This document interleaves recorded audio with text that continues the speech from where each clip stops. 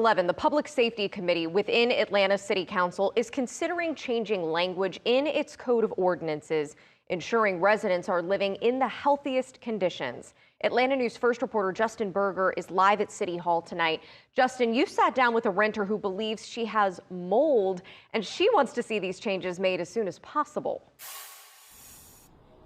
Yeah, Carly, yes, she does. She says she's been living inside an apartment that she believes has mold. She's concerned because she says she doesn't believe her property owner has taken the proper steps to help her out.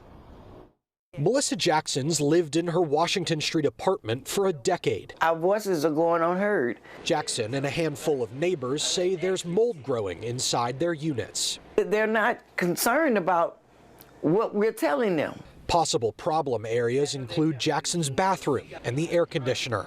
Her neighbor showed us the door leading to her daughter's bedroom. The mold inspector they sent out, he told me, he said these conditions are ripe for the growing of mold. Jackson has terminal lung disease, COPD, and congestive heart failure. I have a long list of health issues, and this is aggravating my pre-existing conditions. It's about safety. Atlanta City Council member Wayne Martin sits on the Public Safety Committee. They're looking to establish enforceable standards for identifying and documenting mold. The proposed legislation would make property owners enact real change instead of a facelift. Testing would have to take place, and that the city would be the testing agent. Then we would use the evidence, if it is indeed found that it is a positive sample for air toxins or mold, that would then be used to enforce the code against the property owner. Back on Washington Street, Jackson says a mold inspector has been to her property 3 times since the holiday season.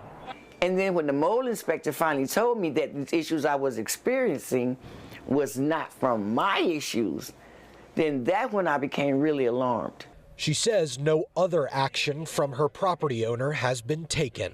Do the repair work, move me to not a 4-star hotel, just somewhere clean, economical, until the repairs are done.